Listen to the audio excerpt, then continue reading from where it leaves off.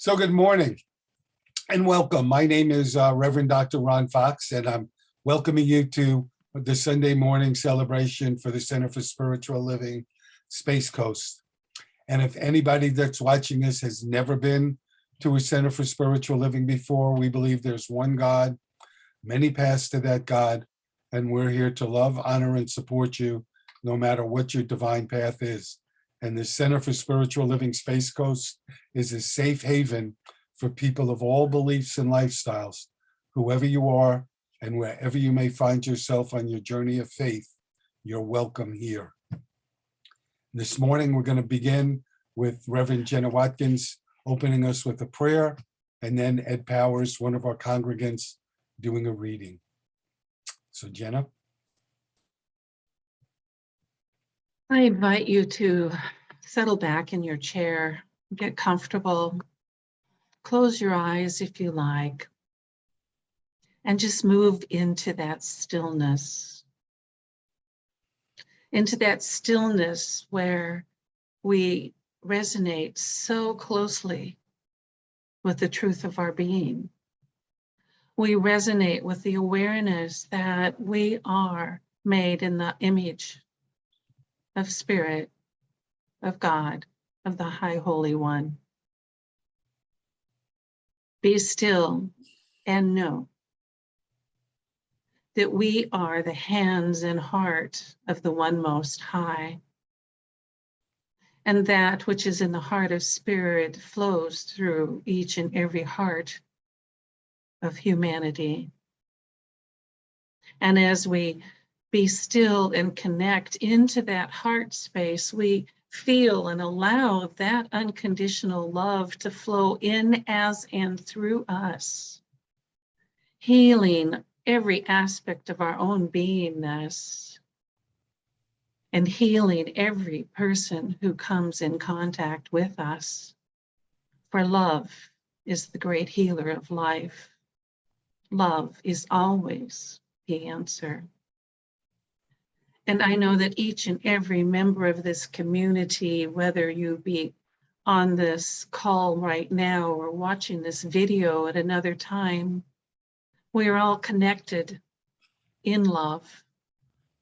We're all connected heart to heart, holiness to holiness. We are the hands and heart of the One Most High.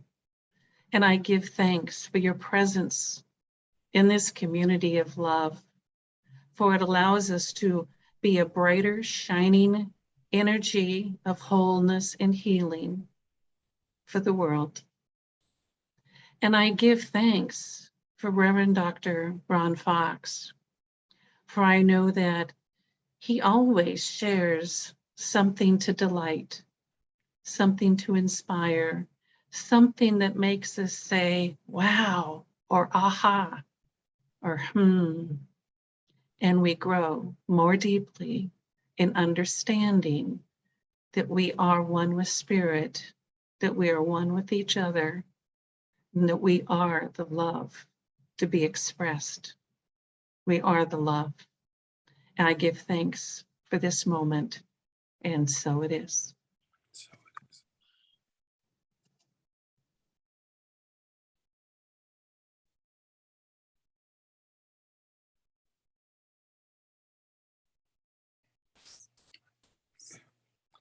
Should I say something? Ed, you're muted.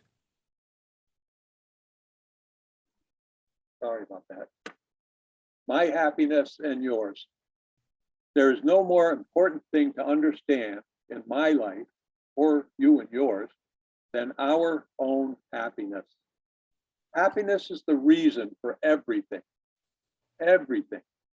A car, money, vacations, house, soulmate, all sought for one reason: happiness. My own and your own happiness. Imagine a child going to a favorite theme park. What a great adventure. Isn't just being there reason to celebrate, feel joy? This is how we need to approach life.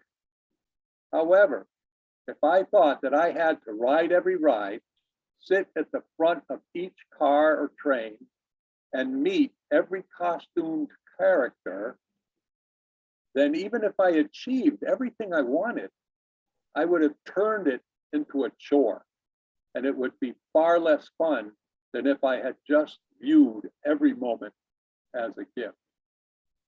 Life is not a chore. Consider spirit, living in God, all knowing, all love, and looking down here at the jungles of space and time. The only reason spirit would leave there, forget who it is, and live as you and me is because it's a hoot. This must be like a Disneyland of spirit. Spirit is here to have fun and enjoy the illusion that you and I create with our perception. Happiness, after all, as well as the illusion, has only ever been a matter of focus and perception. I can choose to perceive myself as spirit, as the winner I already am every day. And once I do, something stunning happens. Like attracts like, my happiness will not only mean more joy in the present moment, but it will literally jockey the players and circumstances of my life, known and unknown, just as all my thoughts do, that will cause conditions for more happiness.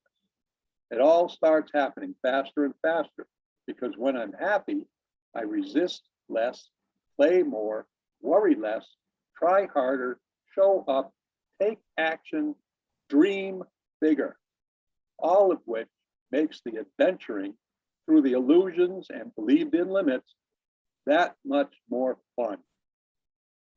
Now, speaking of fun, looks like Reverend Ron is barely surviving his.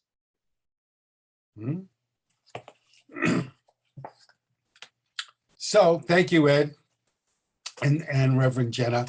So my topic today is creating an amazing life. And I'm going to do something a little different. We're going to do a couple of exercises today. But I want to begin with a story that that's actually a true story. And it's let me just give you a little background. The Spuyten Duyvil Bridge is a bridge that has trains going over it from Westchester County to Lower Manhattan. And it constantly opens for boats, large and small boats, to come through. And in 1904, a train was coming wanting to cross from Westchester into Manhattan. And I don't know if it's true today, probably not, but in those days, there was a lantern swinger that let the trains know if they could cross over. And the conductors knew that if they saw the light, that they needed to stop. And if they didn't see the light, that it was safe to go through. In 1904, I think it was at 1 or 2 in the morning, a train was coming from Westchester and it plunged into the river, killing a whole bunch of people, injuring many more. It was an absolute tragedy. And the bridge was closed for 18 months. And people wondered what happened. And of course, suspicion fell on the lantern swinger. And he was brought to trial. And it was a long trial and several hung juries. And so on one of the trials, his attorney did something that wasn't done in those days very often. He put the lantern swinger on the stand. And he said to him, on the day of the tragedy, "Where were you?" And he said, "I was on my post." And he said, the attorney said, "Were you inebriated?" And the fella said, "No, sir, I don't drink. And he was very confident. And the attorney said to him, did you swing your lantern? And something happened right there in the courtroom. This fellow who was so confident, all of a sudden started to stutter. And he said, yes, I did swing it. And the jury didn't know what to make of it because that made him sound guilty. But they decided to believe him and they acquitted him. When he was acquitted, the last two people in the courtroom were the lantern swinger and his attorney. And the attorney, when everybody left, exploded at this lantern swinger. And he said to him, I've been working with you for 6 months, day and night. I gave up seeing my family sometimes because you swore to me you were innocent. Why all of a sudden did you have the stutter of a guilty person? Have you been lying to me all of this time? And the lantern swinger looked at him and he said, no, I never lied to you. But you didn't ask the right question. And the attorney said, what do you mean? And he said, you asked me if I swung the lantern. You didn't ask me if it was lit. You and I, for us, our lanterns within are our wisdom, our purpose, our passion. And they don't mean anything. They don't come forth unless we light them. And what do I mean by lighting them? I mean by doing the work to let them come forth and be in the world. And here is the real point of my message this morning is it's never too late to do that. It's never too late to let the lantern be lit and come forth. I was looking at a book that somebody wrote and asked me to read recently, and it's called Pack Lightly. And in there, it's actually got a longer title, but anyway, in there they quote some research that was done by people who were over 50. And some of the research pointed out that people 50 plus are more interested in learning new ways to learn. And they're interested in giving back and leaving a legacy. And that people at that age, there's a shift from working to pay bills to working to make society better. And the kind of questions that they ask themselves are, who am I? Why am I here? What do I really want? How could I serve? And when I saw that, I had the thought to just take a look at our center. And for those of you that might be viewing this during the week that aren't familiar with our center, we're not a big group. We're a small but mighty group. And listen to this. We have somebody who is beginning a business of making herbals. We have somebody who just finished her second novel. We have somebody else who is ending her first book. We have somebody else who has a jewelry business. Somebody else who plays softball and does a lot of volunteering work. We have somebody who is a publisher and a journal creator. Somebody else, one of our practitioners, is beginning to put together a new thought library. We have somebody else, my wife right here, I actually didn't name anybody. but who's an artist and currently working on 3 art projects. I'm in the process of finishing a second book.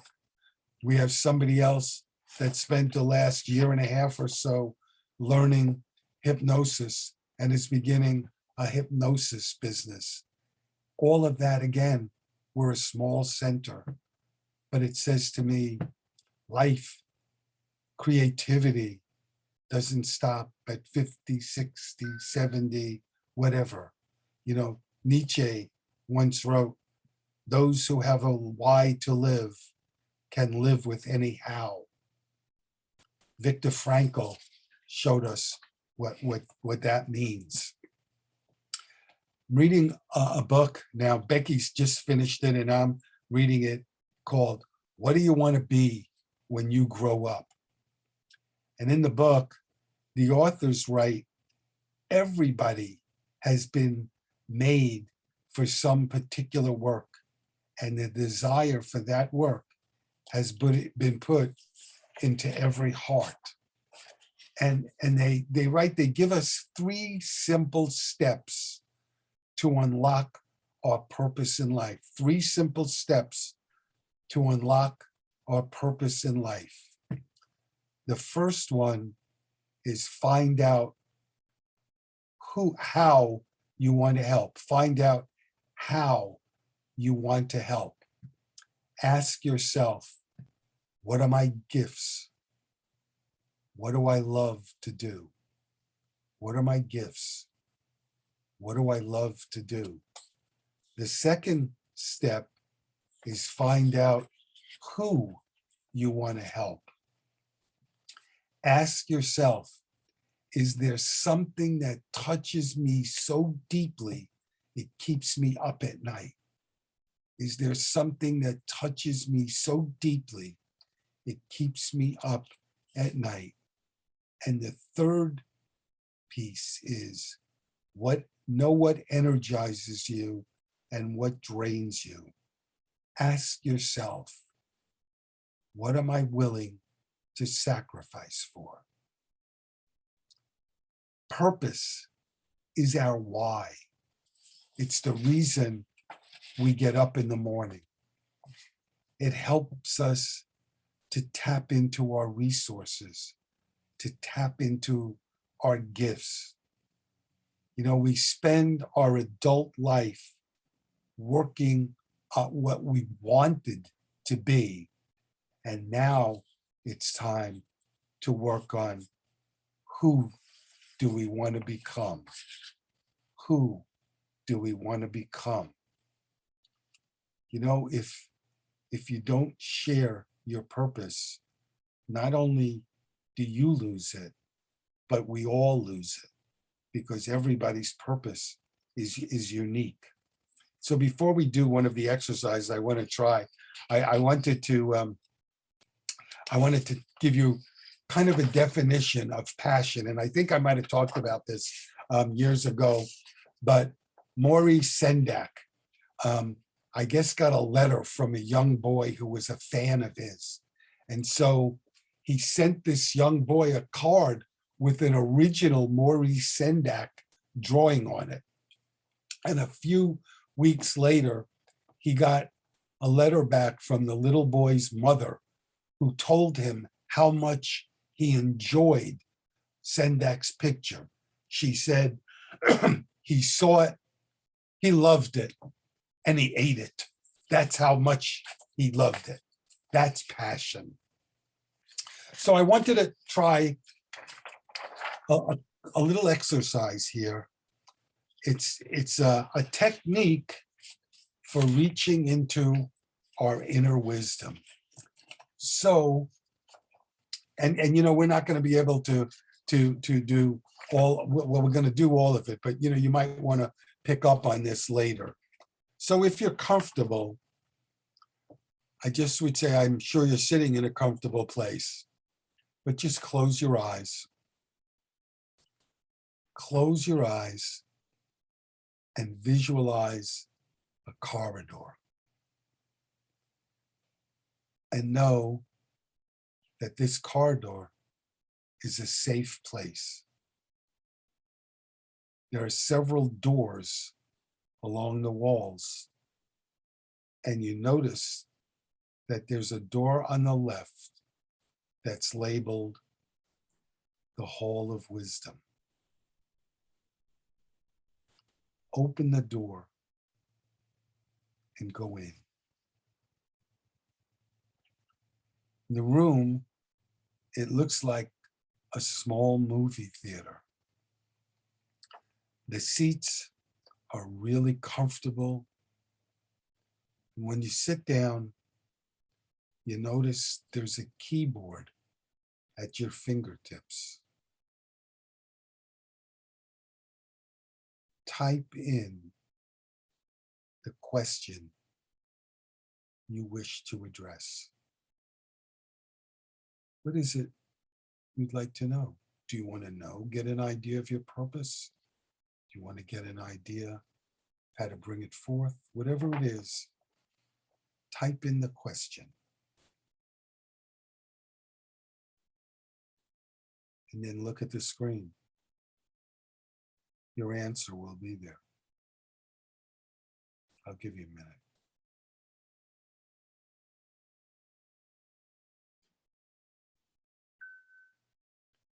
If nothing comes, just sit with it for a while.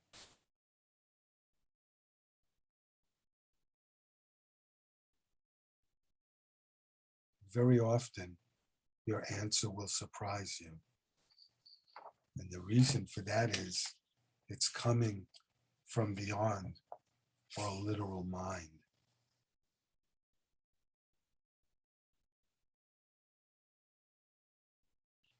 So when you're comfortable, come back.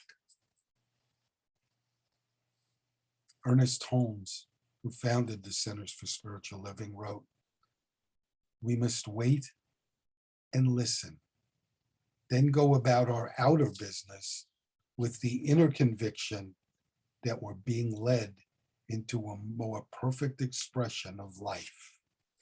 And all can do this."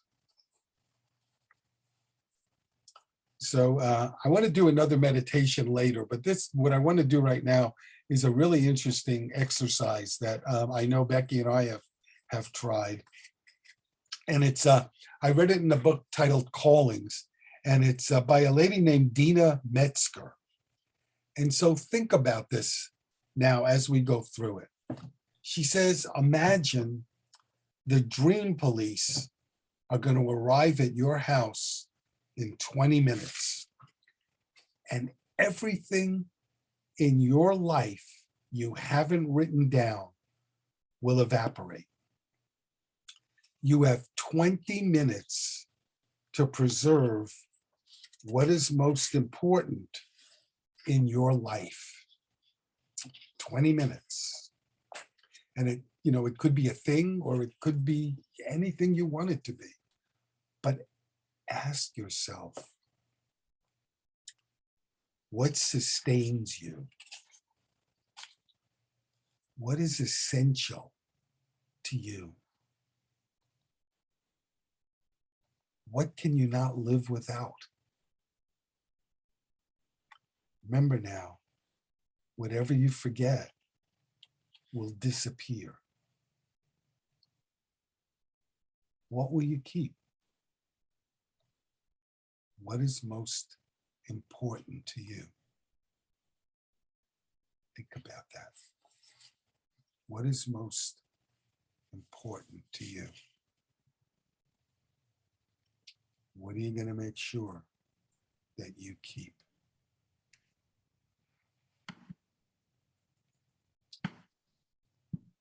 Read an article this week by a lady named Allie Worthington. She said, the title of the article was 3 Simple Steps to Doing What You're Made to Do. 3 simple steps to doing what you're made to do. Here they are. The first step is make your stop doing list. Make your stop doing list. She says, we need to stop doing things to get to our want to do list. We need to stop doing things that stop us from getting to our want to do list. She said, too often, excuse me. She said, too often, we let should do's get in the way of what we're meant to do. We let should do's get in the way of what we're meant to do. Step 2, define what you're meant to do. Define what you're meant to do. She said, Pastor Rick Warren wrote a book titled The Purpose-Driven Life. And the main point in that book is all of us are created to do something significant. And you'll know what you're created to do when you're doing it. Because when you're doing something you love, you know it. You know it. You know what you're created to do because it brings you life instead of sucking the life out of you. And her third step is very simply, now do it. Take a step and then another and another and another. Greg Lavoie, who wrote the book Callings, said, do something that inches towards your calling. Walk down the road a little way to see how the vision, the dream, the energy hold up. Try things for an hour, a day, a week, and then ask, does this take me toward or away from what I want? And so one of the ways that we can bring forth what it is to set the intention to let that happen. When we set intentions, we can do almost anything we want to do. And so I want to take you through a meditation on intention setting. So take a moment, close your eyes, put your feet on the floor, and take a low, slow, deep breath. And then another.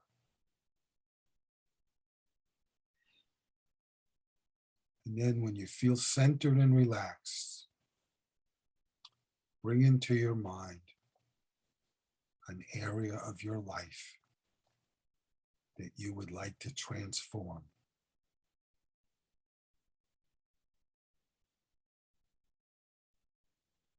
Imagine the highest vision for this area of your life. Imagine it as if it already happened and you're presently living this life in this energy. You know, I'll give you a couple of examples. How you look. Imagine, how do you look in this new energy? How do you feel in this new energy?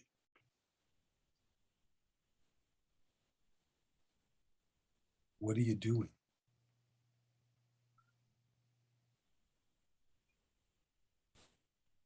Who's there with you?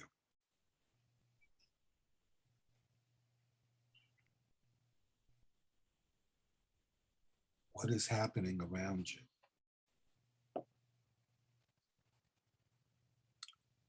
Make the vision as real and compelling as possible. The vision isn't something that needs to be created. It already exists within you. All you need to do is access it. And maybe sometime later on today, take a piece of paper. And if you saw something that's compelling, write it down. Write down that vision. And then look at it every day for the next week, once or twice a day. And see if you can make it a reality. I want to close with a quote that sums up what we've been speaking about this morning. And it's from Marianne Williamson, who said, visualize the most amazing life imaginable to you. Close your eyes and see it clearly for as long as you can. Now, place the vision in God's hands and consider it done. God bless you. Thank you for being here this morning, and have a great week.